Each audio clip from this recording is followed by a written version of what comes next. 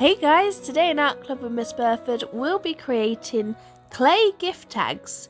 You will need white air dry clay, Christmas cookie cutter shapes, foliage and doilies, some ribbon, something like a rolling pin or glue or something that you can use to roll your clay flat, a straw and a pair of scissors.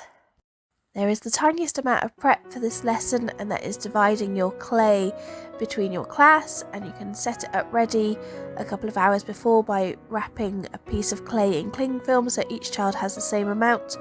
With these packs from the works, I divide these into 8, and this works out just about right per child, and they can usually make quite a few gift tags. They can usually make anywhere between 5 and 10 gift tags per child. The first step is to roll out the clay nice and flat to the thickness of about half of our pinky's width. I did have a PVA glue bottle that I used to start rolling with, but then I had to change to a can of hairspray. And at school obviously we will use rolling pins, but at home I didn't have any rolling pins for clay, so anything like this will work. Then we can start laying out our foliage or doilies onto the clay, whatever you'd like to imprint onto your gift tags. So this is some fake foliage that I've got from a wreath, but at school we use some real thyme and rosemary. They're really good to roll into the clay, and also they smell amazing. But you just need it to do an imprint into the clay.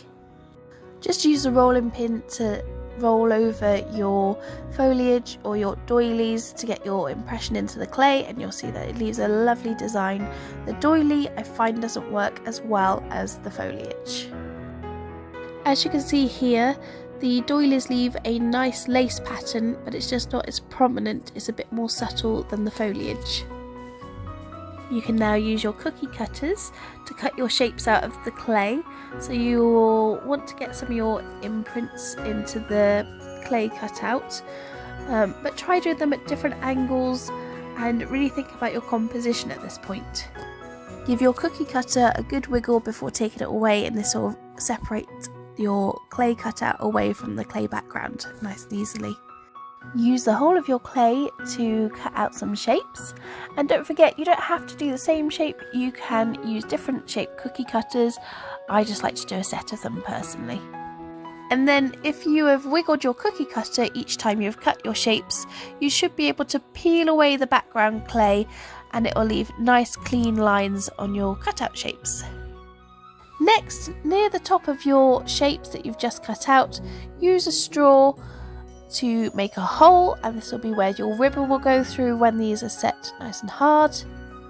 Try not to do the holes too close to the edge, otherwise when you go to pick it up it may rip.